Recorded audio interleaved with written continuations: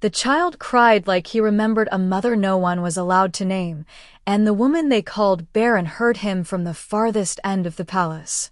Claire Whittaker stopped in the dark hallway outside the abandoned Luna chambers with one hand pressed to the wall, her pale warm ivory skin almost colorless beneath the blue midnight lamps. Her long soft auburn-brown hair falling loose over the shoulders of a plain cream nightrobe, and her misty gray-blue eyes filling with a pain she had trained herself never to show in public. The cry came again from the royal nursery, thin, desperate, and familiar in a way that made the faint moon-shaped birthmark near her left wrist burn beneath her sleeve. She should not go there. Everyone in Blackridge Court knew the rule. The Baron Luna was not to approach the royal heir without permission. Lady Serena Caldwell had made that clear in silk-soft words and public smiles, reminding every noblewoman that children became distressed around grief. Lord Malcolm Pierce had written it into medical advice, as if Claire's empty arms were contagious. But Ethan Blackridge kept crying, and something inside Claire answered before fear could stop it. She moved through the corridor past sleeping guards, velvet curtains, silver wolf crests, and nursery doors carved with moon branches, each step pulling her closer to a sorrow she did not understand. Inside the royal nursery, golden lamps glowed over painted stars, carved cradles, and the small figure of 5-year-old Ethan sitting upright in bed, his fair warm skin flushed from tears, dark brown hair messy against his forehead, golden brown eyes wide with panic. Serena held him stiffly in pale blue silk, whispering commands disguised as comfort, but the boy only sobbed harder and reached past her toward the door. Claire froze. Ethan looked at her. The room went impossibly still. "You should not be here," Serena said, her fair face tightening. Claire barely heard her. The child reached again, both small hands trembling in the air. "Please," he cried. It was not a title, not a name. But Claire's heart broke as if he had called something older than both. She crossed the room before Serena could stop her and opened her arms. Ethan leaned into her so suddenly, so completely, that the crying stopped in one breath. He pressed his face against her shoulder, tiny fingers clutching her sleeve as if he had been searching for that exact place in the world. Claire stood frozen, holding him carefully, respectfully, terrified of how right his weight felt. The moon-shaped birthmark on her wrist glowed silver through the fabric. Across the nursery, the cradle charm above Ethan's bed answered with the same light. Serena stepped back, color draining from her face. Lord Malcolm appeared in the doorway with a physician's robe thrown over his clothes, his gray-brown hair uncombed, his eyes sharpening the moment he saw the glow. Then another presence filled the threshold, colder and stronger than midnight. Alpha King Rowan Blackridge stood there, returned from the border only hours before, tall and broad-shouldered, light olive skin shadowed by black royal clothing, black hair brushed back, and supernatural golden wolf eyes fixed on Claire, Ethan, and the silver light joining them. No one spoke. Ethan sighed against Claire's neck and whispered one small word that made the entire nursery stop breathing. "Mama." Claire's knees almost gave way. Serena whispered, "He is confused." Malcolm said quickly, a stress reaction. But Rowan did not look at them. He looked at the child sleeping against the woman his court had called empty, and his voice dropped so low the walls seemed to listen. "Who told you she had no child?" 3 weeks before Ethan Blackridge called her mama in the royal nursery, Claire Whittaker stood alone at the edge of a council chamber that still called her Luna only because tradition had not yet found a graceful way to erase her. Morning light poured through tall black-framed windows, touching the silver wolf crest above the council table, but none of it reached the place where she had been told to stand. She wore a pale blue court dress chosen by someone else, modest, quiet, almost colorless against her pale warm ivory skin. Her long soft auburn-brown hair was pinned low at her neck, and her misty gray-blue eyes stayed calm because the court respected composure only when it came from women it already valued. On Claire, silence became permission. Lord Malcolm Pierce sat near the head of the table with medical papers arranged before him, his light skin smooth with professional concern, his gray-brown hair neatly combed, his voice gentle enough to make cruelty sound responsible. Her Highness should be excused from nursery policy discussions, he said. The subject may cause distress. The subject? Children. Motherhood. The air she had never been allowed to hold for longer than ceremonial seconds.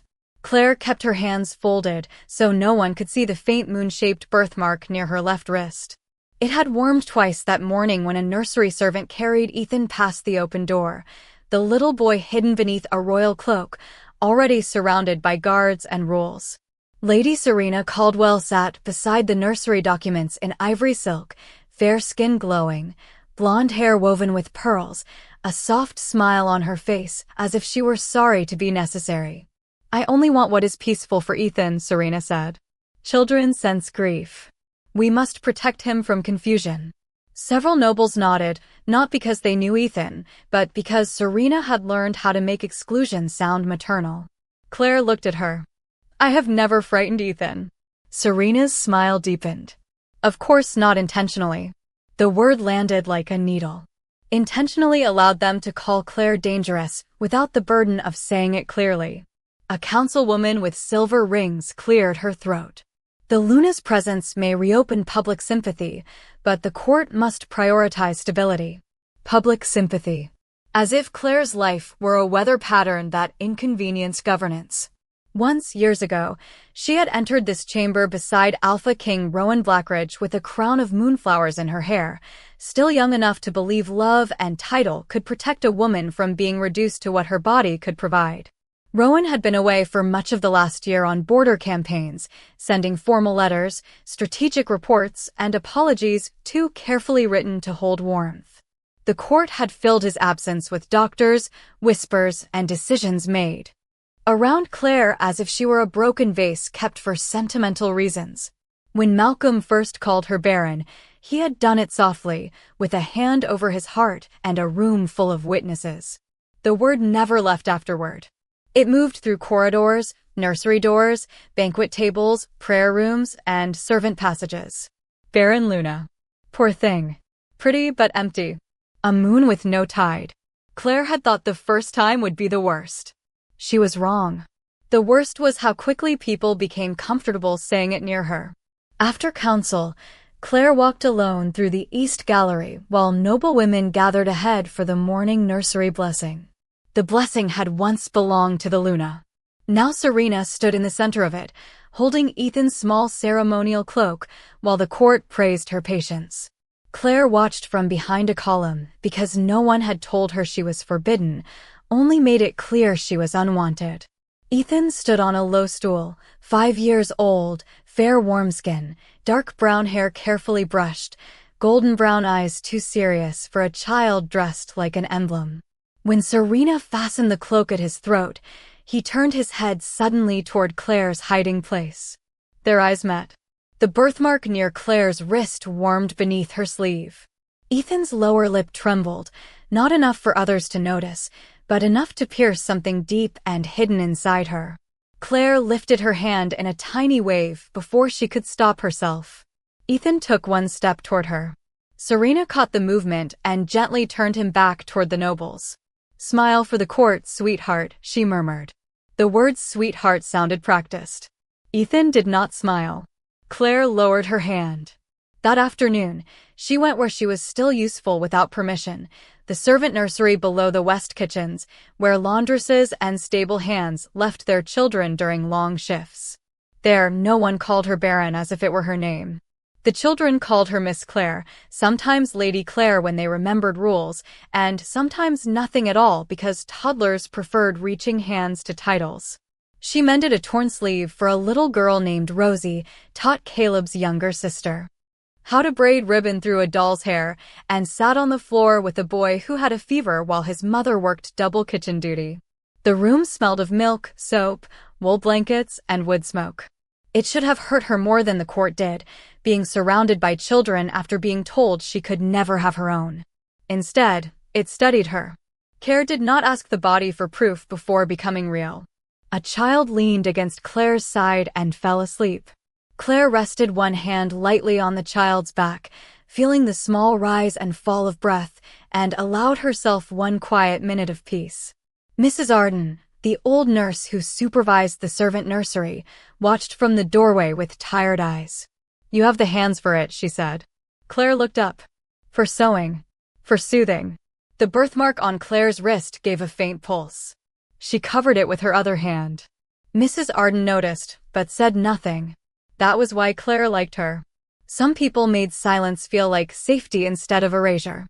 By evening, Claire returned to the lonely Luna chambers, which had once been prepared for celebration and now felt like a museum of expectations. There was a cradle still stored behind a curtain because no servant had dared ask whether to remove it. There were embroidered blankets in a cedar chest, never used, smelling faintly of lavender and dust. There were letters from Rowan tied with black ribbon, each one beginning with duty and ending with regret. Claire opened none of them. She stood before the mirror and unpinned her hair, watching auburn strands fall around a face that was still beautiful but worn thin by years of polite rejection. Her misty gray-blue eyes looked older than 27. Not weak. Never that. Just tired from having to survive rooms that smiled while taking pieces of her name. A knock came. Before Claire could answer, Serena entered with 2 attendants carrying nursery ledgers. "Forgive the intrusion," Serena said, not sounding sorry. "The council needs your signature for Heir Recognition Week." Claire looked at the papers. "What signature?" Serena laid them on the table. "A symbolic release. Nothing dramatic. It only confirms you hold no maternal claim or ceremonial nursery authority over Ethan." The room went very still. Claire stared at the line where her name waited. "Why would I need to release what the court says I never had?" Serena's expression softened into pity. "Because grief can become confused when ceremony stirs old wounds." Claire looked at the cradle behind the curtain. "My wounds are not confused. No one said they were." "You did. You simply wore perfume over it." One attendant looked down quickly. Serena's smile thinned. "You make kindness difficult." Claire touched the paper but did not pick up the pen. "This is not kindness. It is another door closing." Serena leaned closer, voice quiet enough to feel intimate and cruel. "Then perhaps stop standing in doorways built for mothers." Claire's heart hurt so sharply she almost stepped back. Instead, she folded the release paper once and placed it on the table. "Tell the council I will read before I sign." Serena's eyes hardened. "Do not make this embarrassing." Claire met her gaze. "For whom?" Serena left without answering, but the scent of her rose perfume remained after the door shut, sweet and suffocating. Later that night, Claire sat beside the unused cradle in her chamber with the unsigned release in her lap. From somewhere far down the corridor, Ethan cried once in his sleep. Not loudly. Not enough to summon the nursery staff. But Claire heard it as if the sound had been placed beneath her skin. The birthmark on her left wrist warmed, silver light faint under the cuff of her sleeve. She pressed her palm over it and closed her eyes, fighting the strange ache that had haunted her for years, the feeling of arms remembering weight, of ears remembering a cry, of a heart grieving someone the records insisted had never existed. "Stop," she whispered to herself. "Do not invent what they took." But the words failed because she no longer knew whether the court had taken a child from her or only convinced her that wanting one made her unstable. Outside, palace bells marked midnight. Claire folded the release paper again, smaller this time, and placed it beneath the cradle blanket. She would not sign away the last question left in her life simply because people who had never loved her wanted the paperwork clean. Somewhere in the royal nursery, Ethan cried again, and Claire's birthmark answered with a glow she could no longer pretend was grief. Claire did not remember the night she became barren. That was what frightened her most. Grief should have edges. It should have a beginning, a face, a sound she could point to and say, "There, that was where the world changed." But her memory of that winter existed in fragments, as if someone had taken scissors to the hours and left only pieces sharp enough to cut her when she touched them. She remembered rain striking the windows of the healing wing. She remembered white curtains moving without wind. She remembered the smell of bitter tea and silverleaf medicine. She remembered Lord Malcolm Pierce standing at the foot of her bed with his physician's hands folded, light skin pale in the lamplight, gray-brown hair neat even at midnight. His voice soft with the kind of sorrow people used when they had already decided what the truth would be. "Your body survived," he had told her. But the child did not. Claire had been 22 then, still new enough to the Luna chambers to believe palace walls could keep out every kind of loss. She had tried to sit up, but her limbs felt distant, heavy, as if sleep had been poured into her bones. "What child?" she whispered, because the question was not denial. It was terror. Her mind held only flashes, a hand over her wrist, a cradle charm turning above her, a cry that sounded close and far away at once. Malcolm looked at the nurse beside him, then back at Claire. "The fever confused you. There was a brief pregnancy, too fragile to announce. We did everything possible." The words entered the room clean and organized. They should have comforted her. Instead, Claire felt them slide over an empty place they did not fill. "Where is Rowan?" she asked. "At the northern border. Messages have been sent. I want to see records." Malcolm's expression softened. "Not tonight. I want to know what happened. You need rest." She remembered turning her head toward the window, where the rain made the glass look like it was crying. For her, because she could not. Somewhere beyond the healing wing, a child cried. Claire had tried to rise again, her heart lunging toward the sound before her body could follow. The nurse pressed a cup into her hand. "It is only the nursery below," Malcolm said. "Palace children wake at odd hours." But the cry had made the faint moon-shaped birthmark near Claire's left wrist burn silver-hot under the bandage wrapped there. She remembered gasping and clutching her arm. Malcolm's eyes had dropped to the birthmark. For 1 second, before pity returned, she saw fear. Then the memory broke. The next clear morning came 3 days later. Rowan's letter arrived before Rowan did. Duty held him at the border. His grief was formal, his handwriting steady, his apology shaped by distance and advisors. Claire read it once and put it away because the page felt colder than the bed she had woken in. Malcolm returned with more papers, more explanations, more careful words. Complications. Fever. Loss. Future infertility likely. Emotional rest required. He never said Barren that first week. He did not need to. The court learned the diagnosis the way courts learned everything, through doors left half open, trays carried slowly, servants warned in whispers, nobles told just enough to look sad at dinner. By the time Rowan returned, the word had already built a room around Claire, and even he seemed unsure how to enter it. That was the memory that hurt most, because it was complete. Rowan standing in the Luna chamber, still in black travel clothes, tall and exhausted, light olive skin drawn with guilt, golden wolf eyes darkened by what he had been told. He had taken her hands carefully, as if she were made of cracked glass. "Claire," he said, and there had been so much sorrow in her name that she almost forgave him before he spoke again. "Malcolm says you should not be pressed for details." She had stared at him. "Do you believe him?" Rowan's silence had lasted only a breath. It became years. He did not mean to abandon her. That was the cruelest part.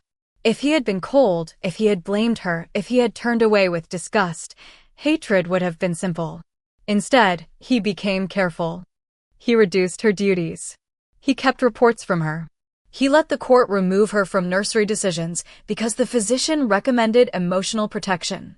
He returned to the border because the realm required him and left the palace to people who already knew how to make Claire's absence look like mercy. She feared herself after that. Not because she believed she was dangerous, but because she no longer trusted her own memory. Some nights she woke with her arms curved around nothing, tears on her face, the echo of a baby's cry fading from the room. Some mornings, she found herself standing outside the nursery corridor without remembering how she had left her chamber. When Ethan was brought into palace life as a royal heir under Serena Caldwell's guardianship, Claire had tried not to feel the birthmark warm each time he cried. She told herself grief made patterns out of coincidence. She told herself her empty heart had reached for the nearest child and called longing instinct. She told herself this because Malcolm's notes called her fragile, because Serena's smiles called her confused, because Rowan's absence left her with no one powerful enough to question the people who sounded so certain. But Ethan's cry never felt like any other child's. It entered her chest and found a door there. Once, when he was barely 3, he wandered from a nursery blessing and stood at the edge of Claire's skirt. His fair, warm face had been solemn, his dark brown hair falling into golden brown eyes too serious for his tiny body. He had looked at her wrist where the sleeve covered the birthmark and whispered, "Moon." Serena had appeared at once, lifting him away with a laugh too bright. Children love nonsense. Malcolm had written a note that afternoon advising reduced contact between Claire and the heir to avoid attachment confusion. Attachment confusion. Another elegant phrase for a door closing. Claire began wearing longer sleeves. She stopped walking near the nursery at night. She left council chambers before Ethan was discussed. She told herself dignity meant accepting what the world refused to restore. Yet every year on the anniversary of the Healing Wing night, she placed one candle by the unused cradle in her chamber. She did not know whether she mourned a child, a memory, a future, or the woman she had been before the court taught her to doubt her own heartbeat. That evening, 3 weeks before heir recognition, Claire opened the cedar chest and found the smallest blanket folded beneath the unused ceremonial linens. She had never noticed it before, or maybe she had refused to see it. It was pale cream, edged with silver thread, and one corner was embroidered with a moon branch matching the faint shape of her birthmark. Her fingers trembled as she lifted it. The scent was old lavender, dust, and something warm beneath both, something that made her throat close. The birthmark on her wrist glowed so brightly that silver light slipped through her sleeve. Claire sat on the floor with the blanket in her lap, breathing as if she had run miles. A memory flashed, her younger hand wrapping that same silver thread around her wrist, a tiny cry against her chest, Malcolm's voice beyond a curtain saying the king must not know until the transfer is clean. Then it vanished. She pressed the blanket to her heart, terrified of hope because hope could become madness if no one else saw what she saw. "What did they take from me?" she whispered. Outside her chamber, footsteps paused. Claire hid the blanket beneath her robe as the door opened without permission. Lord Malcolm Pierce stood there with his physician's bag and his gentle, practiced sorrow. His eyes went first to her face, then to her glowing sleeve. "Your Highness," he said quietly, "we need to discuss your condition." Claire rose slowly, the hidden blanket warm against her chest, and for the first time in 5 years, she realized his concern had never sounded like care. It had sounded like fear wearing a doctor's voice. Heir recognition week began with Blackridge Palace pretending that ceremony could make a lie look holy. By sunrise, every corridor had been dressed in silver banners, white moon branches, and black wolf crests, as if beauty could polish away the years Claire Whittaker had spent standing outside doors that once belonged to her. She woke in the lonely Luna chambers with a small cream blanket hidden beneath her pillow and the ensigned symbolic release folded inside the drawer beside her bed. Her pale, warm ivory skin looked almost translucent in the morning mirror, her long, soft auburn brown hair falling over one shoulder, and her misty gray-blue eyes held the sleepless shine of a woman who had begun to fear that hope might be more dangerous than despair. The faint moon-shaped birthmark near her left wrist was quiet now, but she kept touching it through her sleeve, remembering the flash of memory from the night before, silver thread around her wrist, a tiny cry.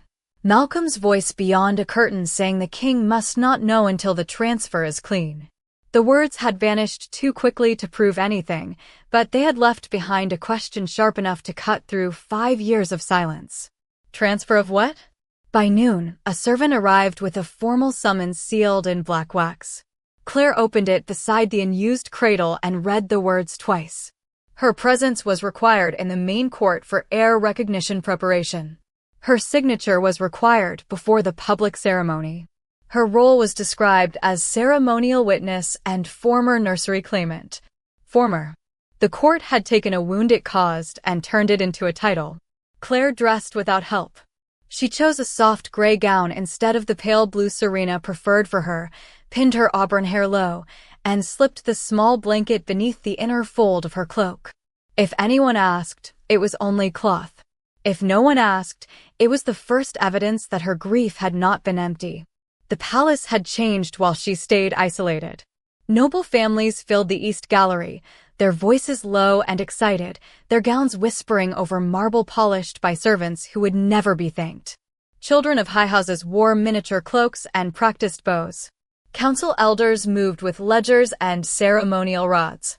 At the center of it all, Lady Serena Caldwell stood beside the nursery procession in ivory and gold, fair skin radiant, blonde hair pinned with pearls, one hand resting lightly on Ethan Blackridge's shoulder. The boy looked small beneath the formal Heir cloak, his fair warm skin pale. The crowd, dark brown hair neatly brushed, golden brown eyes searching the hall as if he were listening for a sound no one else could hear. Claire stopped at the edge of the gallery. The birthmark under her sleeve warmed. Ethan turned. Their eyes met across 30 feet of court air, and the child's expression changed from solemn obedience to aching recognition, so sudden Claire had to grip the side of a stone column. Serena tightened her hand on his shoulder. Ethan flinched, not from pain, but from being guided back into position. Claire stepped forward before she could stop herself. Lord Malcolm Pierce appeared at her side as if summoned by that single movement. He wore formal physician robes of dark green and silver, his light skin composed, gray-brown hair smooth, his smile full of public concern. "Your Highness," he said softly, "the council has arranged your place behind the second row." Claire looked at Ethan. "He looks frightened. Children dislike ceremony. Then why is he being used as the center of one?" Malcolm's smile did not move. "Because he is the heir." The word landed between them. Heir. Not child. Not boy. Not Ethan. A function wrapped in velvet. Claire turned to him slowly. "And what am I today?" Malcolm held out the release document. "A witness who can help settle old sorrow with dignity." "You mean a signature?" "I mean peace. Peace does not usually require so many witnesses." His eyes dropped briefly to her left sleeve. "Grief can make suspicion feel like courage." Claire's fingers tightened around the cloak hiding the blanket. "And guilt can make concern sound rehearsed." For a moment, Malcolm's practiced softness vanished. Then Rowan Blackridge entered the East Gallery, and the entire court changed temperature. The Alpha King had returned from the border in the early hours, but this was the first time the noble houses saw him. He stood tall and broad-shouldered beneath the wolf banners, light olive skin shadowed by black royal clothing, black hair brushed back, supernatural golden wolf eyes moving over the hall with silent command. Conversations died. Backs straightened. Serena's smile brightened as if she had personally summoned the sun. Claire felt the old ache of seeing him after absence, love buried under resentment, longing sharpened by abandonment, the memory of a younger Rowan holding her hand as if nothing in the realm mattered more than whether she smiled. This Rowan looked harder, older, and tired in a way reports had never admitted. His eyes found Claire across the hall. Something in his face shifted. Not pity. Not discomfort. Recognition of damage he had not been present to prevent. Claire looked away first because she could not bear an apology he had not yet earned. The rehearsal began in the main court chamber. Ethan was placed before the moon branch cradle, an ancient ceremonial cradle used only for royal heirs during recognition rites. Above it hung a silver cradle charm made of twisted moon thread and tiny black opals. Claire saw it and nearly stopped breathing. The charm matched the silver thread on the blanket beneath her cloak. It also matched the thread in the broken memory Malcolm had tried to bury under medicine and years. The birthmark on her wrist flared warm. Ethan began to cry. It was not loud at first. Just a small, trapped sound as Serena guided the Heir cloak over his shoulders and whispered for him to stand still. The council elder continued speaking, pretending not to notice. "The heir shall be presented under guardianship of Lady Serena Caldwell until full alpha maturity." Ethan cried harder. Serena smiled through clenched teeth. "Sweetheart, not now." The word struck Claire like a wrong note played on a sacred instrument. Ethan looked past Serena, past the council, past the nobles, straight at Claire. His little hand lifted. The birthmark on her wrist burned silver beneath her sleeve. Claire took one step. Malcolm caught her movement with his eyes. "Your Highness," he warned. Rowan saw it too. His gaze dropped to her sleeve, then to Ethan, then to the cradle charm beginning to tremble above the ceremonial cradle. The hall lights flickered. A few nobles murmured. Serena lifted Ethan quickly, but he twisted toward Claire with tears shining on his face. "No," he cried, voice cracking. "There." He reached for Claire. The entire court looked at her then, and she hated that her first instinct was shame. Not because she had done anything wrong, but because 5 years of being called unstable had trained her to doubt every feeling in her own body. She remained where she stood. Her hands shook. She wanted to run to him. She wanted to turn away before they called that wanting madness. Rowan stepped down from the throne dais. "Let him go to her." Serena froze. Malcolm spoke first. "Your Majesty, I strongly advise against emotional reinforcement." Rowan did not look at him. "I did not ask for a diagnosis." The court fell silent. Serena hesitated, then lowered Ethan to the floor because refusing the Alpha King in public required more courage than she had prepared. Ethan ran. Not gracefully, not ceremonially, not like an heir. Like a child. He crossed the black marble and threw his arms around Claire's skirt. She knelt instantly, her cloak falling open enough for the edge of the cream blanket to show. Ethan stopped crying the moment her hands settled around his shoulders. The birthmark on Claire's wrist shone through the fabric of her sleeve. The cradle charm answered with silver light.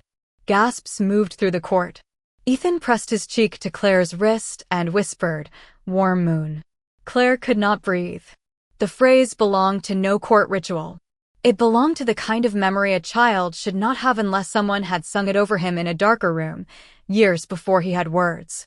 Rowan stood above them, golden wolf eyes fixed on the glow joining Claire's wrist and the cradle charm. His face sharpened from confusion into suspicion. "Malcolm," he said slowly, "why does the heir recognize her mark?" Malcolm's expression remained calm by force. "Stress resonance. Children are suggestible during ceremony." Claire looked up. He said warm moon. Malcolm's eyes flicked toward her. "A common nursery phrase." "No," said a voice from the servant side of the chamber.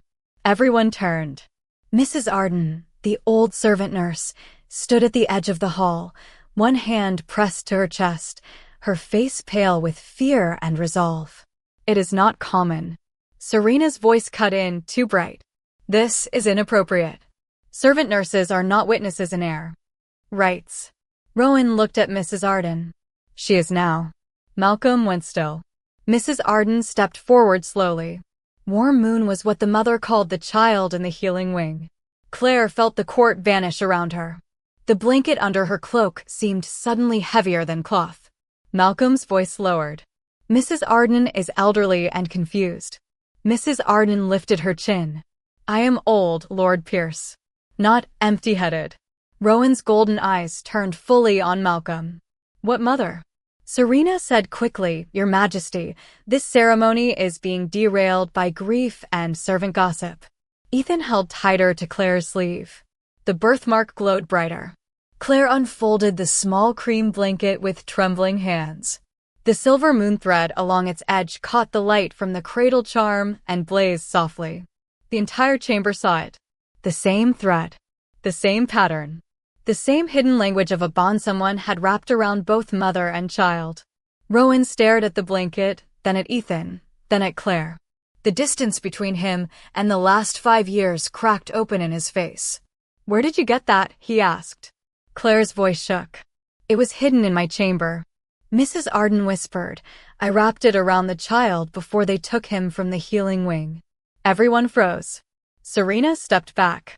Malcolm's gentle mask finally broke, not fully, but enough for Rowan to see fear beneath it.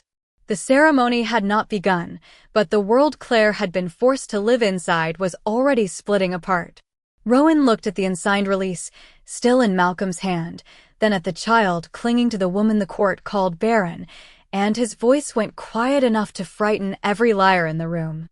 "No one signs anything today." The forbidden thing was not the cradle charm itself, but the truth it remembered when Claire Whittaker touched it. The main court chamber remained frozen after Rowan's command, with the unsigned release still in Lord Malcolm Pierce's hand, Lady Serena Caldwell standing too, still beside the moonbranch cradle, and little Ethan Blackridge clinging to Claire's sleeve as if the entire palace might disappear if he let go.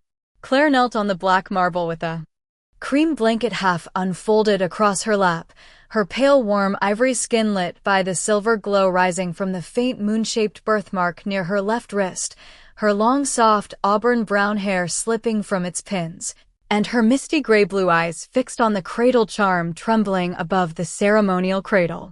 The charm was small, made of silver moon thread and black opal beads, but every person in the room looked afraid of it now.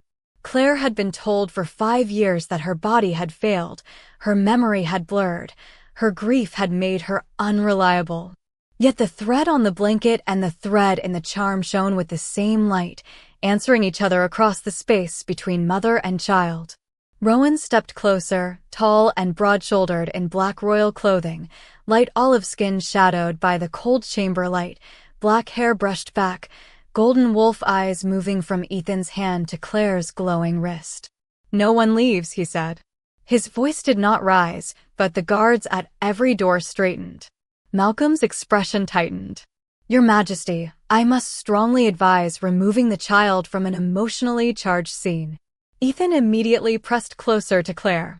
Claire felt the small body tremble against her side, and something old moved through her arms, not memory exactly, but knowledge older than memory. She knew how to hold him. She knew the weight of his head near her shoulder. She knew the rhythm that calmed his breath. It terrified her because instinct could be used against her. Serena's voice softened for the court. "Claire, please. You are frightening him." Claire looked down. Ethan had stopped crying. His golden brown eyes were wet, but peaceful, fixed on the light around her wrist. "She is warm moon," he whispered. A murmur passed through the room. Rowan turned to Mrs. Arden. "Explain that phrase." The old servant nurse swallowed, her lined face pale but steady. "It was a lullaby name, Your Majesty. The mother used it in the healing wing before the records were sealed." Malcolm cut in. There were many mothers in the healing wing. Mrs. Arden looked at him. "Not many with a moon mark on the wrist." Claire's breath caught.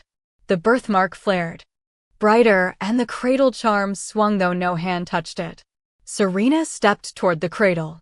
"This is becoming theatrical. Heir recognition week cannot be derailed by servant rumors and grief echoes." Rowan's eyes snapped to her. "Do not touch the charm." Serena stopped with her hand inches away from the silver thread. The court went silent again. Claire stared at the charm. In every ceremony, she had seen Serena near it, adjusting it, carrying it, explaining it as a token of guardianship. Claire had never been allowed close enough to touch it. Now she understood why. "I want to see it," Claire said. Malcolm's voice sharpened. "Absolutely not." Rowan turned to him slowly. "Why?" "Because relic-linked objects around children can respond unpredictably to emotional instability." The words should have made Claire shrink. They would have once. But Ethan's hand was wrapped around her sleeve, and the blanket in her lap had begun to glow with the same soft silver light as her wrist. Claire stood carefully, lifting Ethan with her only when he refused to let go. She did not take him from the room. She did not hide him behind her. She held him with the open caution of someone terrified to believe and unable to abandon what her heart had already recognized. "You called me barren," she said to Malcolm. "You called me unstable. You called my questions symptoms. Now you are afraid of a charm." Malcolm's gentle mask returned. "I am afraid of what hope can do to a wounded mind." "No," Claire said softly. "You are afraid of what memory can do to a forged record." Rowan looked at the guard captain. "Bring the charm to the law table." "No," Claire said. The room shifted toward her. Even Rowan stilled. She met his golden eyes, and for the first time in years, she spoke to him not as a neglected wife pleading through distance, but as the woman his court had buried and failed to kill. Not by guard order. Not by physician command. "If this is connected to me, I will touch it by my choice, before witnesses." Rowan's face changed. Pain, guilt, and something like respect moved through him all at once. "Then by your choice." Serena's lips parted. "Your Majesty, this is reckless." Claire did not look at her. Reckless was asking me to sign away a claim you insisted I never had. She stepped toward the moon branch cradle. Every eye followed. The chamber seemed to lengthen with each pace. Ethan rested against her shoulder, quieter now, his small fingers brushing the birthmark through her sleeve. The silver light brightened wherever he touched. Claire reached the cradle and lifted her left hand. She hesitated 1 inch from the charm. Fear roared up inside her. What if nothing happened? What if the court laughed with relief? What if something did happen and proved she had been grieving a living child while everyone watched her collapse under a lie? Rowan's voice came from behind her, low enough that only she should have heard, though the court held still enough to catch every word. You do not have to prove your pain to them. Claire closed her eyes. That was exactly the sentence she had needed 5 years too late. I am not proving my pain, she whispered. I am asking it what it remembers. She touched the cradle charm. Silver light burst outward, not harsh, not violent, but bright and clean as moonrise over snow. The chamber vanished into memory. Claire saw the healing wing, not in fragments now, but in a stream of sensation. Rain on windows, a newborn cry against her chest, silver thread wrapped around her wrist and around a tiny ankle, her own weak voice whispering, warm moon, stay with me. She saw Malcolm beyond the curtain, heard Serena's younger voice say, the king is at the border, and the council will accept guardianship if the mother is declared unfit. She saw Mrs. Arden crying silently as the cream blanket was folded around the child. She felt the cup pressed to her lips. Bitter tea. Sleep stealing the room. Then darkness. Claire gasped and opened her eyes. The light still filled the court, and now Ethan's small left ankle glowed beneath the hem of his ceremonial pants, revealing a faint crescent mark matching her wrist. Ethan looked down, not frightened, only relieved, as if some part of him had always known the mark was there. The court erupted in whispers. Malcolm stepped back. Serena's face went white. Rowan stared at the matching marks, and the guilt in his expression became something almost unbearable. Ethan, Claire whispered. The boy touched her cheek with his small hand. Mama. This time no one could call it confusion without lying in front of silver fire. The moon branch cradle began to hum, low and ancient, and the black opals in the charm turned clear. Images formed in the air above it, not faces, not accusations, but record marks, dates, seals, the language of old royal bloodline magic. Dr. Helena Moore, the senior palace healer, hurried forward from the witness row, dark brown skin glowing in the silver light, her braided hair pinned beneath a formal cap, her expression stunned. That is a mother bond resonance, she said. Malcolm snapped, unverified. She looked at him with open disgust. I trained under you. You taught me what this was before you started pretending it did not exist. Another gasp moved through the court. Rowan's voice became deadly quiet. Continue. Dr. Moore stepped closer to the charm but did not touch it. The charm was made from paired moon thread. One strand bonds to the mother's mark, one to the child's heir mark. It is used when a royal birth occurs under danger to prove connection if records are altered. Claire could barely breathe. Who made it? Mrs. Arden answered, tears in her eyes. You did. Before the medicine took hold. You told me if you forgot, the thread would remember. The words broke something open in Claire, not into weakness, but into grief finally given shape. She held Ethan tighter, but gently, giving him room to pull away if he wanted. He did not. Rowan moved to stand beside them, not touching Claire, though everything in his face said he wanted to hold the years he had lost and had no right to reach for them yet. Malcolm, he said, where is the original birth record? Malcolm straightened with the courage of a man still hoping procedure could outrun truth. Destroyed during archive flooding. Convenient. Tragic. No, Claire said, looking at him through tears that did not blur her voice. Tragic was waking up without my child. Convenient was calling me Barren so no one would ask where he went. Serena's composure cracked. You cannot prove intent. The cradle charm flared at the word, and one of the law panels behind the council table lit with an old inscription, false guardianship dissolves under mother bond witness. Everyone froze. Rowan turned to the council elders. Open the sealed nursery archive. One elder stammered, Your Majesty, that archive requires physician and guardian consent. Rowan looked first at Malcolm, then at Serena. How fortunate they are both here. Serena whispered Rowan. It was the first time she used his name without title in public. Claire heard the claim inside it and felt strangely calm. Rowan did not even look at her.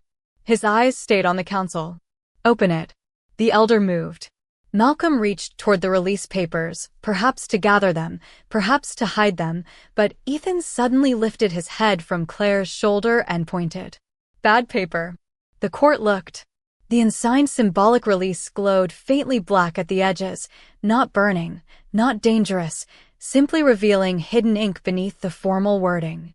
Dr. Moore took the paper and held it near the charm. New lines appeared: release of maternal claim, affirmation of prior child loss, permanent nursery exclusion, validation of Caldwell guardianship. Claire's skin went cold. The paper she had been asked to sign was not symbolic. It was a second burial.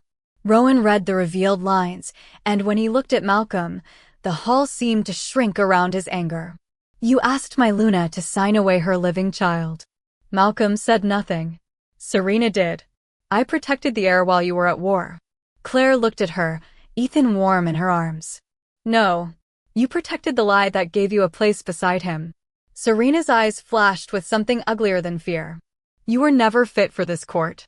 Claire looked at the glowing birthmark on her wrist, then at the matching crescent on Ethan's ankle, then at Rowan, who finally looked less like a distant king and more like a man seeing the ruins of his own trust. Maybe not, she said. But I was always fit to love my child. The cradle charm chimed once, clear and soft. Every royal flame in the chamber bent toward Claire and Ethan. Rowan lowered his head, not as king to court, but as father to truth. Seal the chamber, he said. No more rehearsals. No more ceremonies. No more signatures. He turned to Claire, golden eyes burning with remorse. From this moment, no one keeps you from him. Claire wanted to believe him. She wanted it so fiercely it hurt. But 5 years could not be repaired by one command, even if the command finally came from the Alpha King.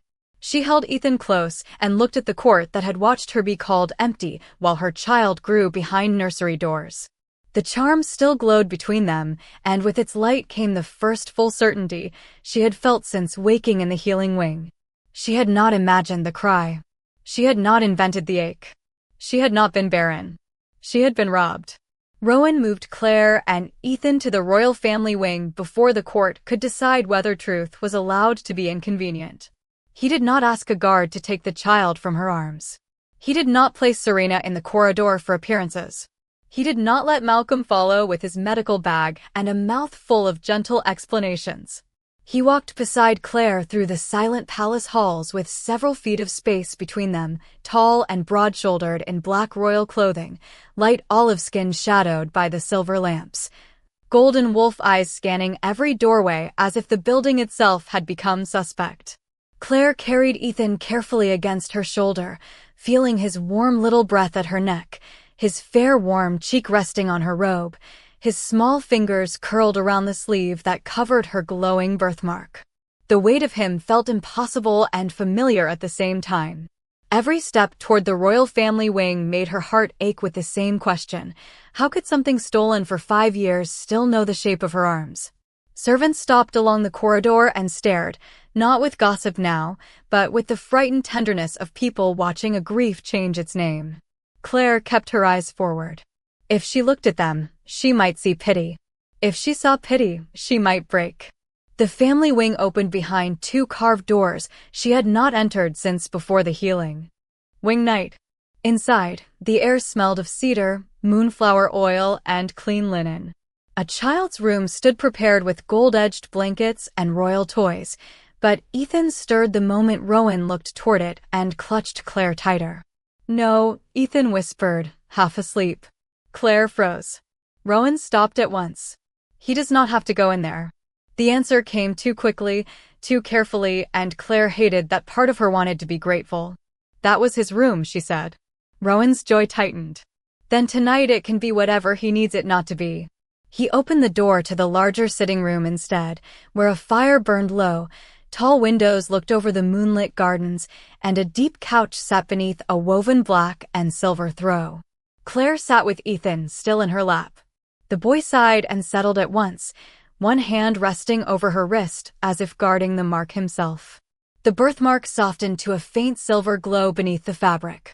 Rowan stood near the mantel and did not come closer.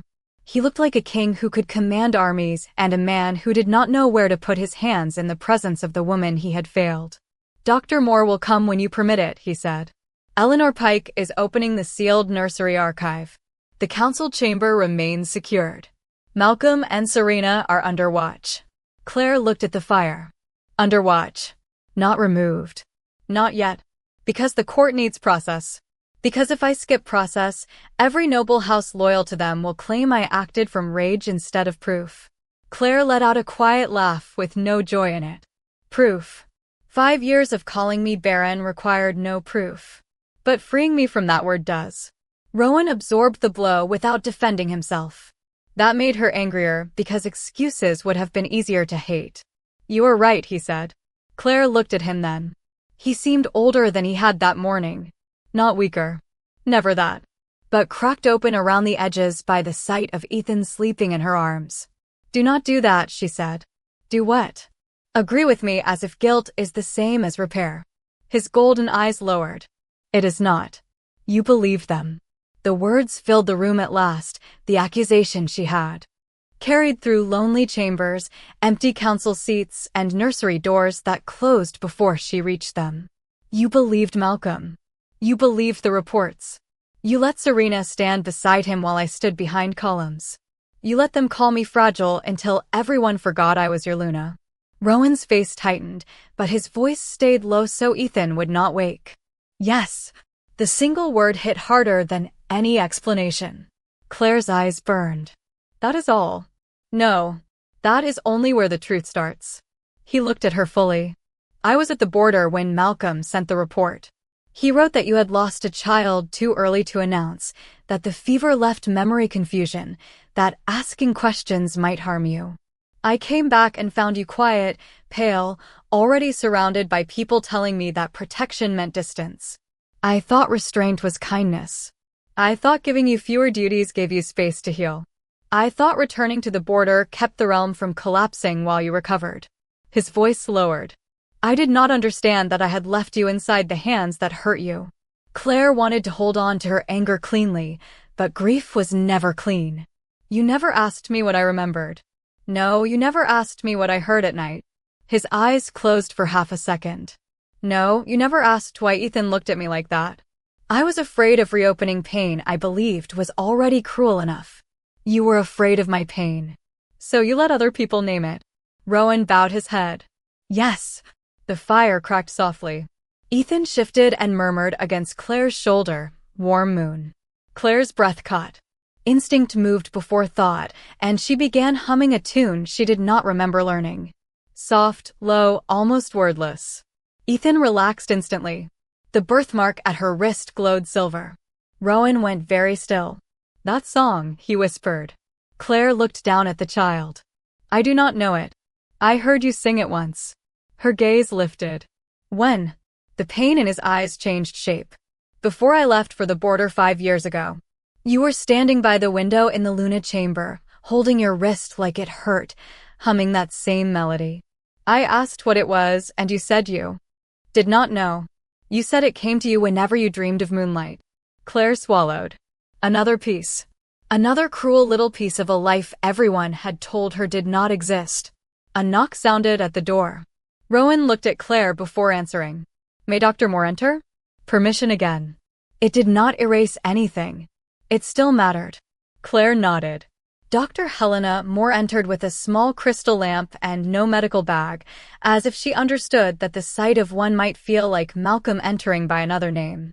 She was calm, dark brown skin warm in the firelight, braided hair pinned beneath a simple silver clasp, her expression professional but gentle. "Your Highness," she said to Claire, then bowed to Ethan even though he slept. "I only need to observe the bond light from a distance if you allow it." Claire adjusted Ethan's blanket. No medicine. None. No touching him unless he wakes and agrees. Dr. Moore nodded without hesitation. Agreed.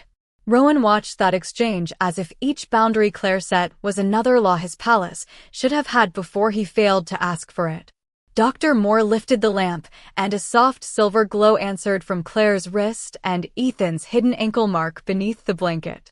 The light formed two faint arcs in the air, connected but not binding, like a bridge remembered by both shores. Dr. Moore's eyes filled. It is maternal resonance. Stable, natural, and old. This cannot be created by grief madness. Claire flinched at the phrase. Rowan's gaze sharpened. Dr. Moore lowered the lamp. Forgive me. That term should never have been used. Claire looked at her. But it was. Yes. In records? Dr. Moore hesitated. Likely. Rowan's voice went cold. Find them. Dr. Moore nodded. Eleanor already sent word. 2 records exist from the same night. One is the child loss report. The other is the Heir intake record. Both carry Malcolm's signature. The timestamps are separated by less than 1 hour. Claire's hand tightened around Ethan. 1 hour. Rowan looked as though the words had struck him through the chest. Where was I? Northern Border Command, Dr. Moore said softly. Your messages were routed through the physician's office for 12 days due to communication restrictions. Rowan turned toward the windows, and for a second, the Alpha King vanished, leaving only a man staring at the outline of a mistake so vast he could not yet see its edges. Claire looked at his back. Attraction had always been tangled with pain between them. Even now, after everything, she could not deny the old pull, the strength in him, the way his presence quieted danger, the beautiful cold face that had once softened only for her. But attraction without trust was only another ache. She could not let the warmth of his guilt become a blanket over the years she spent alone. Do not make this about your punishment, she said. Rowan turned back. I will try not to. Try harder. A faint, wounded breath left him that might have become a smile in another life. Yes, Claire. Ethan woke then, blinking slowly. He looked first at Claire, then at Rowan. The room held its breath. Claire did too. Rowan lowered himself to one knee several feet away, making himself smaller for the child he had called Heir before knowing him as son. Hello, Ethan. Ethan studied him with solemn golden brown eyes. Are you angry? Rowan's face changed. Yes. Ethan's fingers tightened around Claire's sleeve. Rowan added quickly, voice rough but gentle, not at you. Never at you. I am angry that people lied to all of us. Ethan looked at Claire. She sings right. Claire's heart broke and healed in the same painful beat. Rowan nodded. I know. Can she stay? Ethan asked. The question was so small, so simple, and so unbearable that Claire closed her eyes. Rowan looked at her, not answering for her. Claire opened her eyes and saw the choice waiting. Not perfect. Not safe yet. But hers. I will stay tonight, she said. Ethan relaxed immediately. Rowan bowed his head as if that answer meant more than any oath. Then no one will move you. Claire looked at him. That is not enough. I know. Tomorrow, I want the sealed archive. I want Mrs. Arden protected. I want every medical record Malcolm wrote about me copied before he can touch it. Done. And I want Serena nowhere near Ethan. Rowan's golden eyes went hard. Done. Ethan yawned and settled. Back against Claire, one hand reaching sleepily toward Rowan's sleeve, but stopping halfway. Rowan did not grab it. He simply held his own hand open on his knee, waiting. After a long moment, Ethan touched one finger to Rowan's knuckle. The birthmark on Claire's wrist glowed, Ethan's ankle mark answered, and a faint gold light flickered in Rowan's palm. Dr. Moore whispered, family resonance. Claire looked at the 3 lights, fear and longing twisting together inside her. The bond had not been destroyed. It had been buried alive. Outside, palace bells marked the hour before dawn. Inside the royal family wing, Claire sat between the child she had been told she lost and the king who had believed the lie too long, trapped close to both by truth, anger, and the fragile beginning of something that could become healing if it survived the next day. By mid-morning, the sealed nursery archive no longer felt like a room of records. It felt like a second nursery where the truth had been left alone for 5 years, crying without sound. Claire Whitaker stood beside the long archive table with Ethan asleep in a chair near her, wrapped in the cream blanket that matched the silver cradle charm, his fair warm skin peaceful at last, his dark brown hair falling across his forehead. One small hand curled around the edge of her sleeve. Her pale warm ivory skin still looked tired under the archive lamps, her long soft auburn brown hair pinned loosely after a sleepless night, and her misty gray-blue eyes moved from one open ledger to another as if each page might either restore her or destroy what little certainty she had found. Alpha King Rowan Blackridge stood across from her in black and silver, tall and broad-shouldered, light olive skin drawn with exhaustion, golden wolf eyes fixed on every record Dr. Helena Moore and archivist Eleanor Pike placed before him. He did not sit in the king's chair at the head of the table. He stood where Claire could see him, where Ethan could wake and find him, where no one could say he had hidden behind rank while the past was opened. Eleanor Pike, white-haired and ink-fingered, laid 2 documents side by side. The first is Claire's child loss report, she said.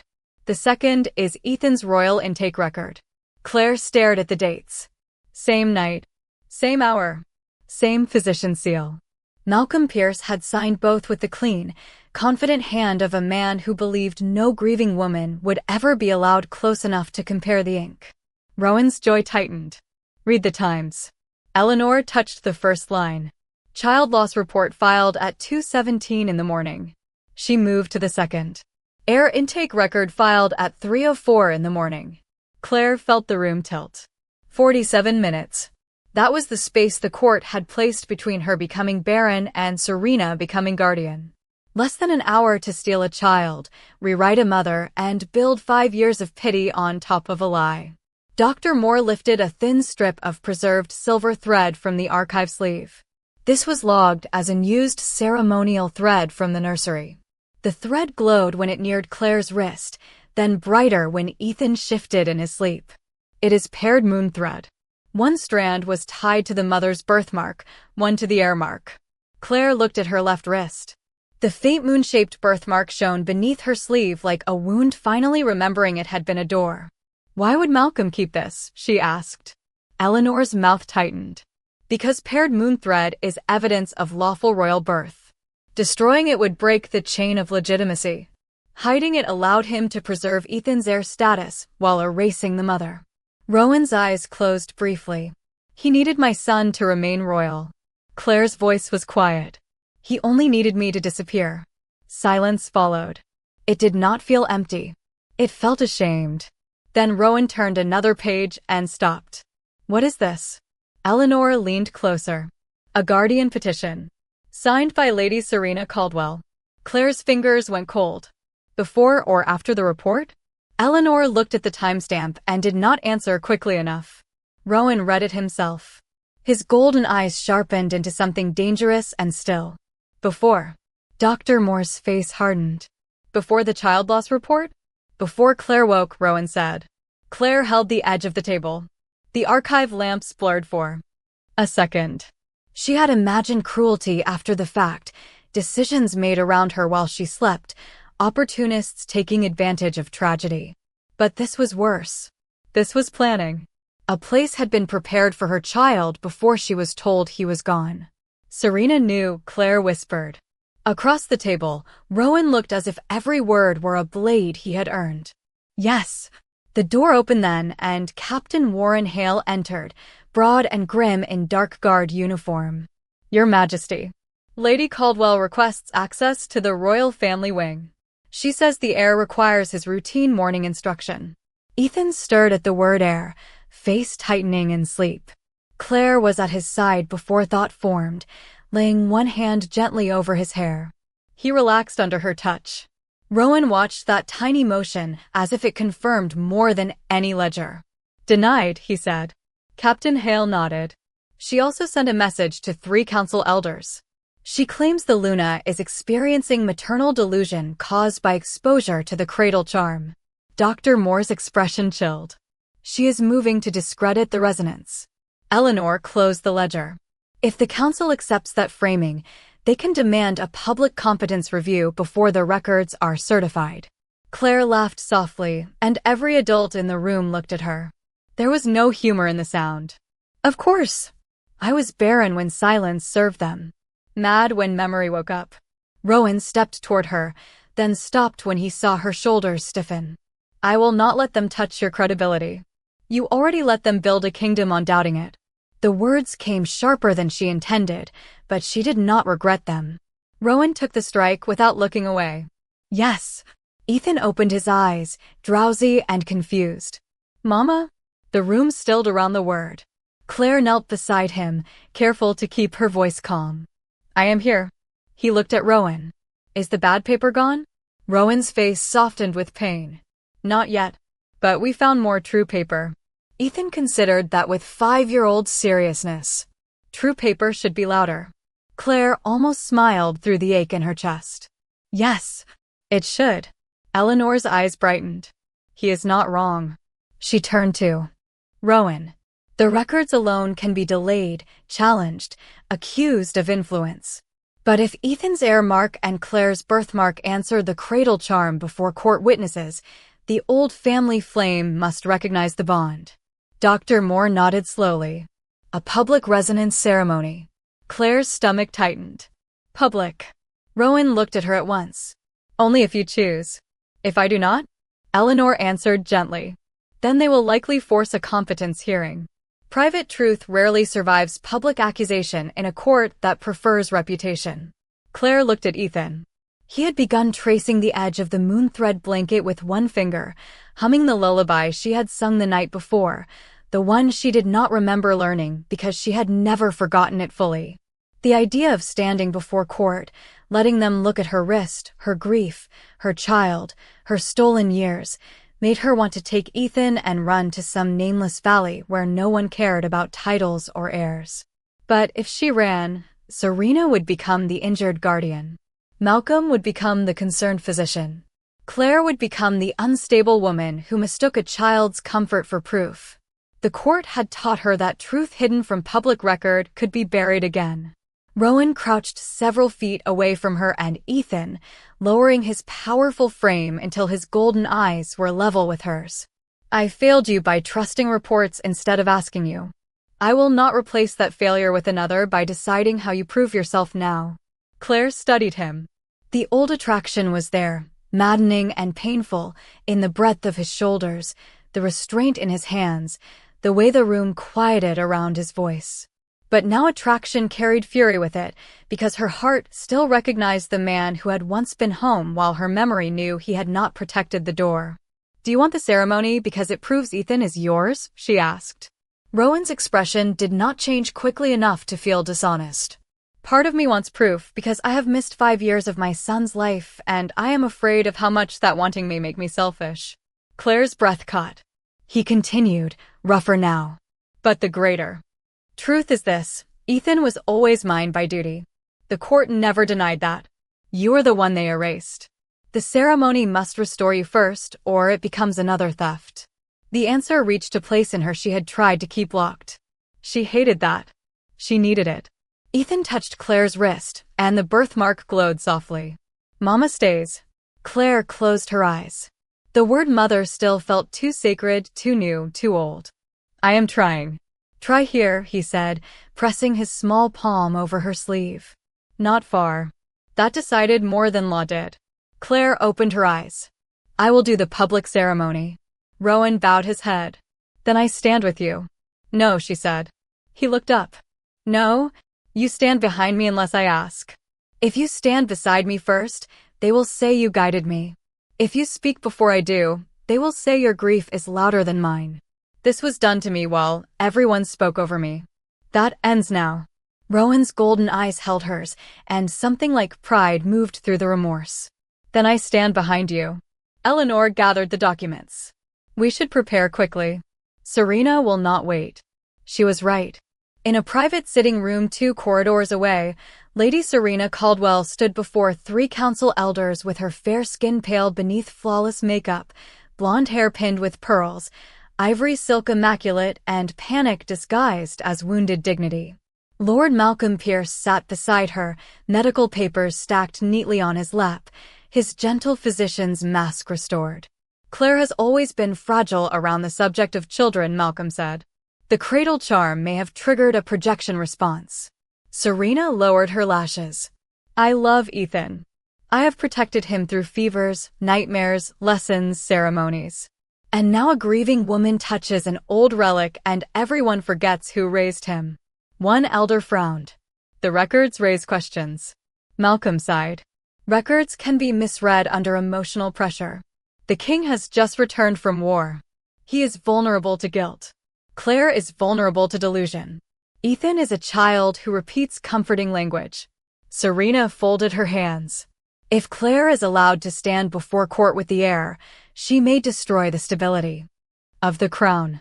Malcolm looked toward the sealed nursery wing, eyes cold beneath his sorrow. Then she must be barred from the ceremony until competence is determined. Serena's voice dropped. And if the king refuses? Malcolm placed one finger on the medical report that had named Claire Barren. Then we remind the court he is not thinking as king. He is thinking as a husband who wants forgiveness. Serena went silent, absorbing the strategy. Then she smiled, not sweetly now, but like a woman who had found the last door in a burning house. Call the court, she said. If the Baron Luna wants to be mother, let her prove she is not mad before everyone. Back in the archive, Claire felt her birthmark flare as if it heard the threat before any messenger arrived. Ethan looked toward the door. Bad paper is coming. Rowan rose slowly, and the room seemed to darken around the force he held back. Claire stood too, lifting Ethan carefully when he reached for her. She looked at the ledgers, the moon thread, the blanket, the man who had failed her, the child who remembered her, and the door to a court waiting to decide whether a mother's grief could be trusted. For the first time, Claire did not feel empty. She felt hunted. And that meant someone was finally afraid she might take back what they stole.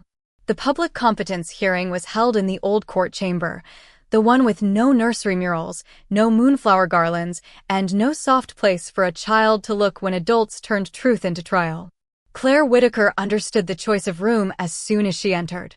Serena and Malcolm had moved the question away from Ethan's bond and into Claire's mind, away from stolen records and into her grief, away from proof and into the old wound everyone already knew how to press. The chamber was cold, built from black stone and silver law panels, with high narrow windows that let in pale afternoon light and made every face look carved from judgment. Council elders sat in a half-circle. Noble families filled the gallery. Servants stood behind the last row, silent but watching. Claire stood at the center with Ethan beside her, his small hand tucked into hers, his fair warm skin pale. With worry, his dark brown hair slightly messy because he had refused the ceremonial comb, his golden brown eyes fixed on the floor. Claire wore a soft gray gown instead of court blue, her pale warm ivory skin almost transparent beneath the harsh light, her long soft auburn brown hair pinned loosely at the back of her neck, and her misty gray-blue eyes steady even though every breath felt like glass. The moon-shaped birthmark near her left wrist was hidden under a sleeve by choice, not shame. She would reveal it when truth required, not because Malcolm's law demanded access to her body. Rowan Blackridge stood behind her, exactly where she had told him to stand, tall and broad-shouldered in black royal clothing, light olive skin drawn tight with restrained fury, black hair brushed back, golden wolf eyes lowered enough that no one could accuse him of leading her testimony. That restraint cost him. Claire could feel it in the air. She hated that she knew him well enough to feel it. Lady Serena Caldwell sat to the right of the council in pale ivory silk, fair skin luminous, blonde hair arranged with pearls, her hands folded as if she had been forced into sorrow by Claire's instability. Lord Malcolm Pierce stood beside the evidence table with his medical papers in perfect order, gentle face composed, gray-brown hair neat, every inch the trusted physician who had spent 5 years teaching the court to doubt the woman he had harmed. The senior council elder lifted the silver rod. This hearing concerns whether Her Highness Claire Whitaker may participate in public resonance testimony involving the royal heir. Claire heard the trap immediately. Not whether Ethan was hers. whether she was stable enough to ask. Malcolm stepped forward. For 5 years, Her Highness has experienced grief fixation surrounding children, recurrent nursery wandering, auditory impressions of phantom crying, and distress around heir ceremonies. Each phrase sounded clinical, polished, harmless to anyone who did not know what it felt like to be turned into a diagnosis while still standing in the room. Her recent attachment to the heir may be emotionally understandable, Malcolm continued, but the safety of the child and stability of the crown require caution. Ethan's hand tightened in Claire's. She looked down at him and softened her fingers around his. Serena rose slowly. I have never wished to hurt Claire, she said, voice trembling at exactly the right places. I know court gossip has been cruel. I know the word Barren has wounded her. But grief can make a good woman reach for what she lost in the nearest child. I fear Ethan is being asked to comfort an adult sorrow he cannot understand. A few noble women nodded. Claire's chest tightened. Serena had wrapped the accusation in compassion so neatly that anyone cutting it open would look cruel. Rowan remained silent behind her. Claire knew why. If he defended her now, they would say guilt spoke through him. If he moved toward Ethan, they would say paternal fear made him biased. Malcolm turned to the council and laid out the old report. This is the original child loss diagnosis. It confirms no viable heir survived and notes future infertility. It also advises limited exposure to nursery environments. Dr. Helena Moore stood from the witness row. That diagnosis is contradicted by paired mother bond resonance, matching moon thread, and altered intake records. Malcolm inclined his head. Which is why I request an independent competence ruling before such emotional relic testimony proceeds. Claire looked at him. You are asking the court whether I am allowed to prove you lied. Malcolm's eyes softened with professional pity. I am asking whether proof gathered through distress should be trusted. The chamber murmured.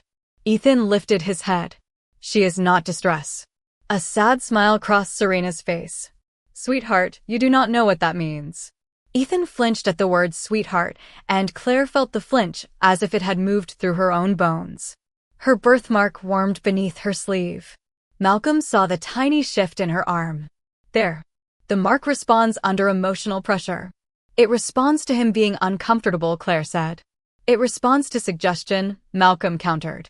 He lifted another paper. Furthermore, Her Highness has refused a stabilizing examination, refused separation from the heir during archive review, and has made accusatory statements toward both the physician's office and Lady Caldwell. Claire stared at him. You mean I refuse to let the people accused of stealing my child decide whether I was calm enough to object? One of the younger council elders lowered his eyes. Serena's expression sharpened for a heartbeat before sorrow returned. Claire, listen to yourself. This is exactly why we worry. That sentence, more than any paper, nearly broke her. Listen to yourself. How many times had they taught her that the sound of her own mind was evidence against her? How many nights had she swallowed certainty because certainty spoken by a lonely woman became obsession? How many times had she stood outside Ethan's nursery, hearing his cry answer something in her wrist, and walked away because Malcolm had written fragile in a file? She looked at Rowan without meaning to. He stood behind her, hands open at his sides, golden eyes burning. He could end the room with a command. He would not, because she had asked him not to. The terrible gift of choice was that it did not always feel like rescue. Sometimes it felt like standing alone while the people who loved you learned not to take over. The senior elder turned to Claire. Her Highness may answer. Why did you refuse the symbolic release during preparation? Claire took a slow breath. Because no one asks a woman to release a claim she never had unless someone is afraid she might have won. Serena's face cooled. The elder continued. Why did you enter the nursery at night despite restrictions? Ethan looked up at Claire. She touched his hair gently. Because he was crying. Many children cry. Yes. Claire's voice shook once, then steadied. And many adults hear them. I was the only one in that palace whose body answered like the sound had a name. Whispers moved through the room. Malcolm spoke softly. Poetic language is not evidence. No, Claire said. But neither is your concern. The court went still. She turned fully toward the council. For 5 years, I was told I heard cries because I was broken. I was told I walked near the nursery because grief made me confused. I was told my birthmark warming near Ethan was stress, coincidence, instability, anything except memory. You ask whether I am confident. I ask why no one questioned the competence of a court that watched a child reach for me and called it inconvenience. Serena stood. This is emotional manipulation. Ethan suddenly pulled away from Claire and stepped toward the moon branch cradle charm resting on the evidence table. The guards moved, but Rowan's voice cut through the chamber. Do not frighten him. Ethan stopped beside the charm and pointed at Malcolm's medical report. Bad paper. A nervous murmur rose. Malcolm's face tightened. Children repeat phrases they hear. Ethan shook his head. Bad paper makes mama go away. The entire room fell silent. Claire's knees weakened, but she stayed upright. Serena moved quickly, kneeling with open arms. Ethan, come here. Ethan stepped back from her. Not dramatically. Not with fear. With the small firm certainty of a child refusing the wrong hand. Serena's face changed. Everyone saw it. Then Malcolm made his move. This is exactly the danger. The child has been influenced against his legal guardian within hours of exposure to Claire's delusion. For his stability, I request immediate nursery separation until competence is resolved. Claire's blood turned cold. Ethan ran back to her, wrapping both arms around her waist. No, Serena put one hand to her mouth as if wounded. He was never like this before. Mrs. Arden's voice rose from the servant row, thin but steady. He was. You only called it nightmares. Malcolm snapped. The servant witness is not under review. Rowan's golden eyes lifted. The chamber dropped into silence. Malcolm realized too late that his patience had slipped. Claire felt the old nurse behind her like a candle in a dark hall. The senior elder looked unsettled. We must maintain order. Until the resonance ceremony can be authorized, the heir will return to guardian custody. The words struck Claire harder than any accusation. Guardian custody. Serena. The woman who had held Ethan while he cried and called control protection. Claire knelt and took Ethan's small face in her hands. Listen to me, she whispered. You are not bad for being scared. His eyes filled. You are coming? Claire's throat closed. If she resisted physically, they would call her unstable. If Rowan intervened, they would call him influenced. If she let Ethan go, she would feel the first theft happening all over again in front of witnesses. Malcolm had built the perfect circle. Motherhood itself turned into proof of madness if it refused to surrender. Rowan stepped forward one pace. Claire lifted one hand without looking back, and he stopped. The court froze again at the sight. She stood slowly, Ethan clinging to her skirt. I will not fight guards in front of my child, she said, voice low enough that the room leaned in. I will not give Malcolm the picture he needs. Serena's eyes flickered. Claire looked at the council. But if you take him from me before public resonance, every person in this room will remember that you had proof waiting on the table and chose separation first. The elder's face paled, but he still gave the order. The guard captain approached carefully, his own discomfort visible. He bent, speaking gently to Ethan, and after a long minute that felt like a year, Ethan released Claire's skirt because she asked him to breathe, because she promised she would not stop looking at him, because sometimes love had to keep a child from being terrified even when the adults were wrong. Serena took his hand. Ethan did not lean into her. He turned his head and stared at Claire as he was led toward the nursery side door. Mama, he said.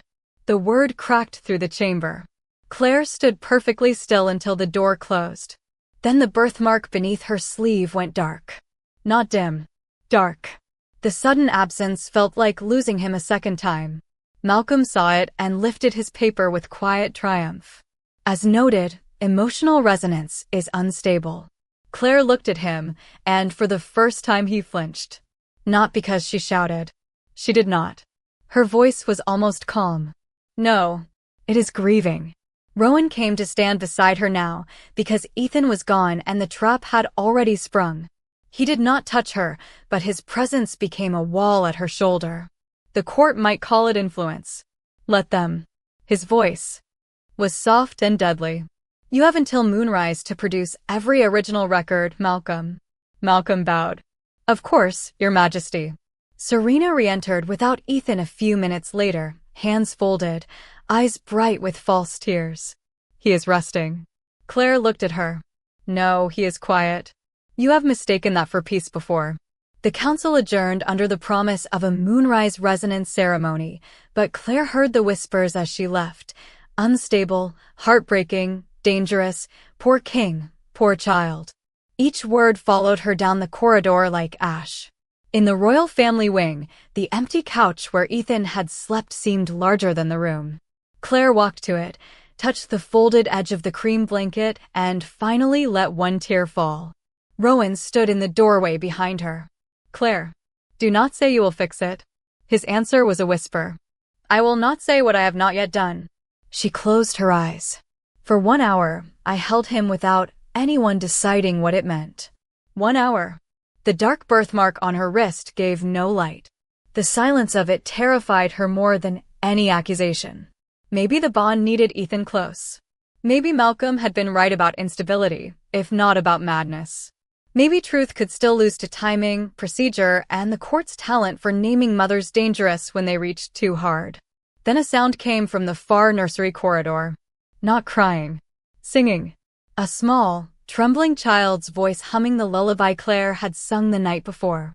The birthmark flared silver so bright it shone through her sleeve, and somewhere beyond locked nursery doors, Ethan's Heir mark answered. Claire opened her eyes. Rowan turned toward the sound, golden wolf eyes blazing. Malcolm and Serena had taken Ethan from her arms, but they had not taken the song. And that meant the bond was still alive. The moonrise resonance ceremony began with every door open. Rowan Blackridge ordered it that way so no one could later claim the truth had been shaped in private, hidden behind royal grief, or whispered into law by a king who wanted forgiveness more than justice. The old court chamber filled until even the upper galleries were lined with servants, noble families, council elders, guards, healers, archivists, and every woman who had ever lowered her eyes when Lord Malcolm Pierce called a wound a condition. Silver lamps burned along the black stone walls. The moon branch cradle stood at the center beneath the ancient family flame, its silver cradle charm hanging above it, quiet now, waiting. Claire Whittaker entered without Ethan in her arms. That was the first cruelty the room noticed, and the one Serena Caldwell had hoped would make her look unstable. Claire walked alone through the center aisle, pale warm ivory skin glowing softly beneath the lamplight, long soft auburn brown hair unpinned enough to fall over one shoulder, misty gray blue eyes clear despite the sleepless shadow beneath them. She wore the same soft gray gown, not morning black, not court blue, not the pale color Serena had always chosen to make her fade. Her left sleeve covered the moon-shaped birthmark, and the cream blanket was folded over her arm like evidence that had learned to breathe. Rowan walked behind her, not beside her as promised. Tall, broad-shouldered, light olive skin shadowed by black and silver royal clothing, black hair brushed back, golden wolf eyes burning with restraint. He looked like every command in the realm held back by one woman's right to speak first.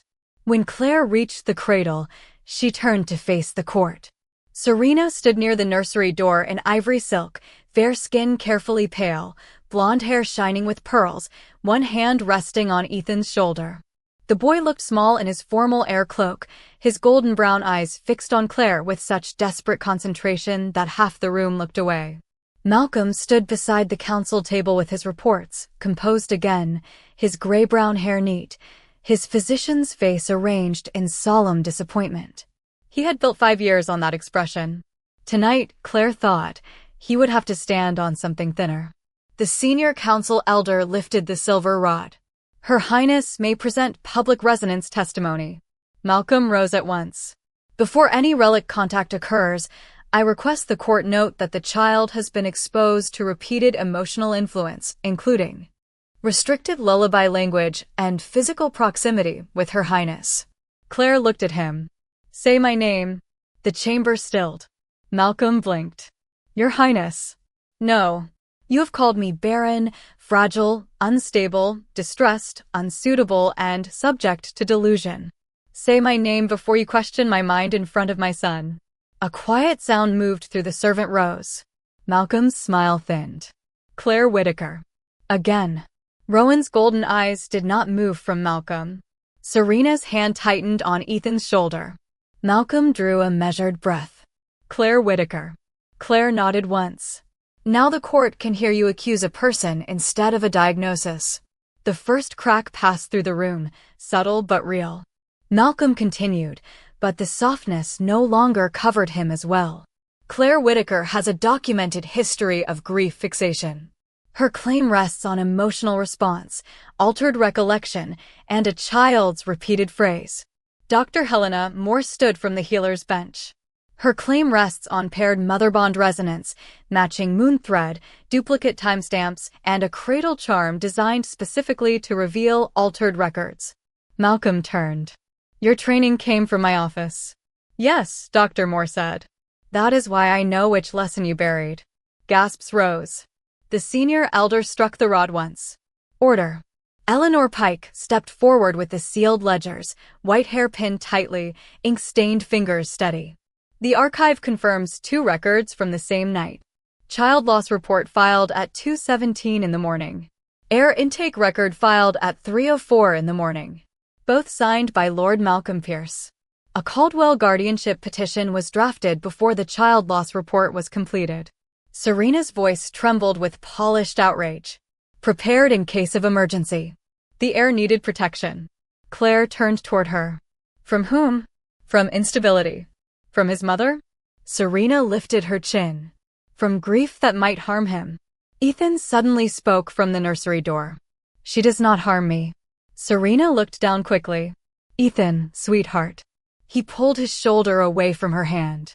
The movement was small. The court saw it. Claire's birthmark. Warmed beneath her sleeve, answering his courage. Rowan's face changed with pride and pain, so intertwined they were almost the same thing. Malcolm moved before the moment could settle. This is precisely what influenced us. The child has begun rejecting his lawful guardian under emotional pressure. Claire walked to the evidence table and placed the cream blanket beside the reports. Then let the old law decide. The council elder hesitated. Public resonance requires the child to approach the cradle charm willingly. Serena's eyes flashed. He is 5 years old. Willingness in children can be shaped. Claire looked at Ethan. Every instinct in her screamed to reach for him, but she had learned that love without patience could become another form of taking. She lowered herself to one knee several feet from the cradle and kept both hands visible. Ethan, she said softly. You do not have to come to me because adults are watching. You do not have to prove anything because people are arguing. If you want to stay there, I will still see you. Ethan stared at her, lips trembling. Serena whispered something near his ear. He shook his head. Malcolm said, the heir should be guided by his guardian. Rowan's voice came like winter across stone. No one guides him. Every person in the chamber stopped moving. Ethan looked from Serena to Malcolm to the cradle charm. Then he took one step forward. Serena reached instinctively, then froze under Rowan's stare. Ethan took another step, then another, small shoes tapping against black marble. He did not run at first. He walked like a child crossing a room full of rules built higher than his head. Halfway to Claire, his courage broke into need, and he ran. Claire opened her arms only after he reached her. Ethan pressed into her chest and whispered, Mama, the bad paper said you were gone. A sound moved through the room that no law rod could silence. Claire closed her eyes for one heartbeat, then stood with Ethan's hand in hers. Show them only if you want to, she whispered. Ethan nodded. Dr. Moore approached the cradle charm but did not touch it. The child may place one hand near the charm. Claire may reveal her wrist only by her own consent. No physician will examine either without permission. Malcolm gave a cold laugh. This is not science. This is theater. Mrs. Arden's voice rose from the servant rows. No, Lord Pierce. Theater was you mourning a child you had moved to another room. Everyone froze. Malcolm turned on her. You are confused. Mrs. Arden stepped forward, old hands shaking but voice clear. I was afraid. That is different. Rowan looked at her. Speak. Mrs. Arden faced the court. I was the nursery nurse in the healing wing. Claire gave birth before dawn during the storm. The child breathed. He cried. She called him Warm Moon and tied silver thread around his ankle because the old family flame flickered when he cried. Lord Pierce said the Alpha King was unreachable and the court would panic without a protected heir claim. Lady Caldwell stood outside the curtain. I was told the mother would be declared too ill to remember clearly and that the child would be placed under noble guardianship until the king returned. Her eyes filled with tears. I should have spoken. I did not. I kept the blanket because Claire told me the thread would remember if she forgot. Claire's heart shook under the words, but she remained standing. Serena's face had gone blank. Malcolm recovered first. A servant confession under pressure means nothing without material proof. Claire lifted her left hand. Then watch. She drew back her sleeve. The moon-shaped birthmark near her wrist shone silver, not frantic now, not wounded, but steady as dawn. Ethan stepped to the cradle and lifted the hem of his ceremonial pants enough to show the faint crescent mark near his ankle. The court leaned forward as one body. Claire placed the cream blanket beneath the cradle charm. Ethan set his small hand near the silver thread, not touching it yet. He looked at Claire. She nodded, and together they touched the paired moon thread. The ancient family flame above the cradle bent toward them. Silver light rose in two arcs from Claire's wrist and Ethan's ankle, meeting above the cradle charm. The black opals turned clear. The law panels behind the council table illuminated one by one, revealing old royal script that even nobles too proud to read servant ledgers could understand because the magic spoke through the chamber itself. Living mother recognized, child of her body and bond, guardianship false under concealed birth. Medical declaration void under mother bond witness. For 1 second, no one breathed. Then Ethan looked at the court and said clearly, I was not lost. I was kept. The words were too simple to be rehearsed and too true to survive dismissal. Everyone froze. Malcolm reached for his reports, but the hidden ink on the pages rose black beneath the silver light, revealing sealed directives, restrict maternal contact, maintain infertility narrative, route royal messages through physician office, secure Caldwell guardianship before king returns. A nobleman swore under his breath. A councilwoman covered her mouth. Serena stepped backward from the nursery door as if distance could separate her from the ink. Claire looked at her. You held him while he cried for me. Serena's voice cracked. I kept him alive in a court full of enemies. No, Claire said. You kept him close to power. Rowan moved at last. Not ahead of Claire. Not to speak over the proof. He stepped to her side because the truth had finished standing alone. He looked at Malcolm, and every lamp in the chamber seemed to dim around the gold in his eyes. You told me my wife was too fragile to question. You routed my letters. You signed a death into one record and a living child into another. Malcolm bowed his head with a final attempt at dignity. I acted for crown stability. Rowan's voice dropped.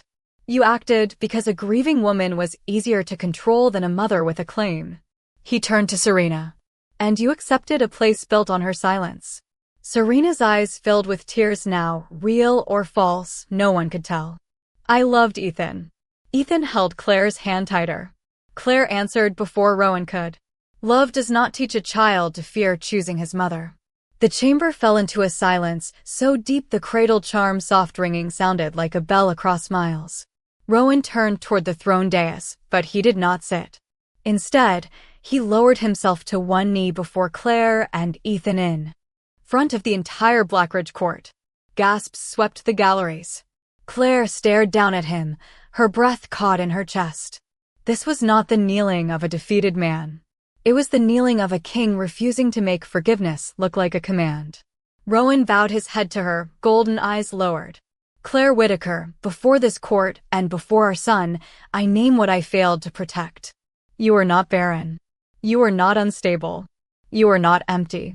You are robbed, erased, and made to mourn a living child inside my own palace. His voice roughened, but it did not break. I cannot return the 5 years stolen from you. I cannot make my ignorance innocent. but I can stand where I should have stood and give the court a law it cannot twist." He rose only to face the chamber, one hand open near Claire, not touching her until she chose. By old bloodline witness, by archive record, by mother bond resonance, and by the word of the heir himself, Claire Whitaker is restored as Luna of Blackridge and recognized as the living mother of Ethan Blackridge. Any law, title, office, or guardian claim built on her exclusion is void from this hour.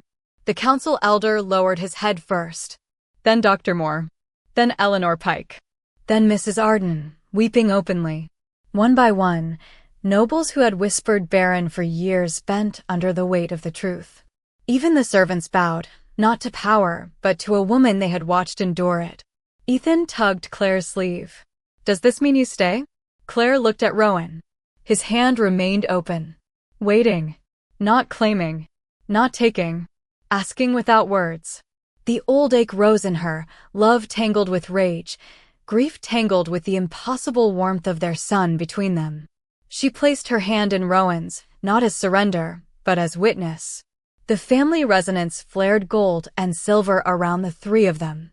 Rowan's voice softened, meant for her though the court heard it. "I choose you publicly because the world denied you publicly. But what happens after this is yours to decide." Claire looked over the chamber, at Malcolm guarded beside his poisoned papers, at Serena standing pale and powerless near the nursery door, at the nobles who had mistaken silence for emptiness, at the child who had crossed a court to reach her. Then she lifted Ethan into her arms, and this time no one told her she could not. "Then I decide this," Claire said.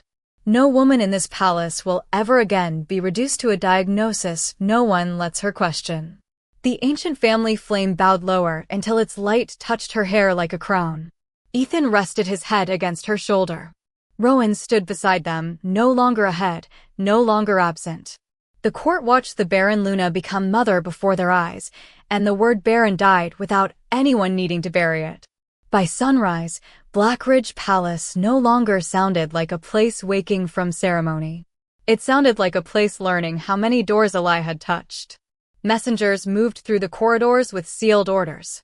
Guards stood outside the physician's office, the nursery records room, and Lady Serena Caldwell's chambers, not with raised weapons or public spectacle, but with the quiet finality of law arriving after 5 years of delay.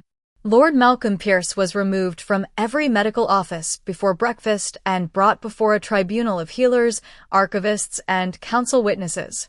His titles were suspended, his records seized, and every diagnosis he had written for women of the court was ordered into review. When he tried to call it political revenge, Dr. Helena Moore placed the revealed reports on the tribunal table and said, "No. This is what happens when medicine forgets consent and truth." Serena was stripped of guardianship that same morning. She did not weep when the council announced it. She stood in pale ivory silk with her pearls still in place, fair face composed, blonde hair shining as if appearance could survive disgrace. But when Ethan did not look back at her from Claire's arms, the last of her borrowed power left the room. She was barred from nursery authority, removed from all heir ceremonies, and confined to her family estate until the council completed its review of the Caldwell petition. Claire did not ask for humiliation. She did not need Serena dragged through the same public cruelty that had been used against her. She only asked that every locked nursery decision Serena had signed be opened and read. That request frightened the court more than anger would have. Anger could be dismissed as grief. Reform had to be answered. By noon, Claire Whitaker stood in the same council chamber where she had once been told to stand behind the second row. This time, the chair beside the Alpha King was left empty until she chose to take it. She entered wearing a deep silver-gray gown, simple and dignified, her pale warm ivory skin soft in the daylight, her long soft auburn brown hair unpinned around her shoulders, and her misty gray-blue eyes steady as she carried Ethan's small hand in hers. The moon-shaped birthmark near her left wrist was uncovered. It glowed faintly whenever Ethan leaned against her side. No one looked away from it now. The court bowed when she passed, some with shame, some with fear, and a few with tears. Claire accepted none of it as repayment. A bow could not give back 5 birthdays, 5 winters, 5 years of lullabies sung by a child who did not know why he was searching the corridors for her voice. But a bow could mark the first day the lie no longer sat above her. Rowan stood as she approached. He did not gesture to the chair as if granting it. He waited. Claire looked at the silver wolf crest above the council table, then at the nobles who had once nodded while Malcolm called her unstable. "Before I sit," she said, "the court will hear the first decree." The chamber stilled. Rowan inclined his head. "The floor is yours." Claire placed one hand over Ethan's shoulder. "Every medical declaration affecting title, guardianship, fertility, nursery access, mate standing, or court authority will require review by 3 independent healers, including one chosen by the woman named in the record. No physician may seal a woman's history without her informed consent. No guardian may benefit from a diagnosis they helped request. No child may be separated from a recognized parent because grief makes other people uncomfortable." Silence followed, thick and ashamed. Then Dr. Moore bowed. Eleanor Pike bowed. Mrs. Arden, standing among the servants, pressed both hands to her mouth and cried quietly. Rowan signed the decree before the ink had fully dried from Eleanor's draft. Only then did Claire sit beside him. Not behind him. Not beneath Serena's shadow. Beside him, with Ethan climbing into the smaller chair placed between them because he insisted the family needed middle space. For the first time, the council laughed softly without cruelty. The sound startled Claire. It sounded almost like peace. That evening, Rowan brought Claire and Ethan to the Luna chambers. The room had been cleaned, but not erased. The unused cradle still stood behind the curtain. The cedar chest still held old blankets. The letters tied in black ribbon remained on the desk where Claire had left them. Rowan stopped at the doorway and looked at the room as if seeing a place where his absence had lived in furniture and dust. "I can have this changed," he said. Claire looked around slowly. No, Ethan ran to the cradle and touched the carved moon branches with careful fingers. "Was this mine?" Claire knelt beside him. The answer hurt, but it no longer destroyed her. "It was waiting for you." Ethan thought about that. It waited a long time. "Yes. Did you?" Claire pulled him close, gently enough that he could choose the embrace, and he chose it fully. "Every part of me that remembered you did." Rowan turned away for a moment, giving them privacy though he stood in the same room. That restraint reached Claire more deeply than apology. Later, after Ethan fell asleep on the couch under the cream blanket, the fire low and gold beside him, Claire stood by the window overlooking the palace gardens. Rowan remained several feet away, hands clasped behind his back, every line of him controlled.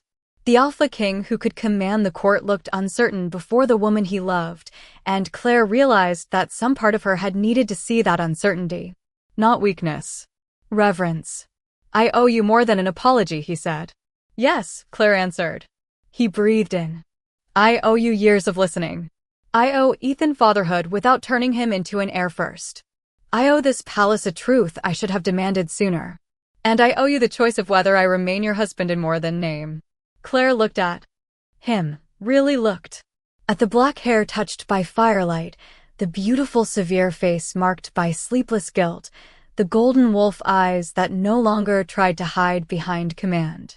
Love had not vanished. It had been buried under neglect, anger, stolen time, and paper seals. She did not know yet what shape it would take when rebuilt.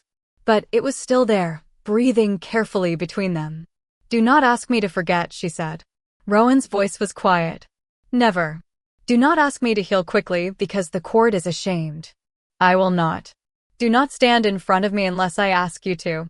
A faint, aching smile touched his mouth. "Behind you when needed.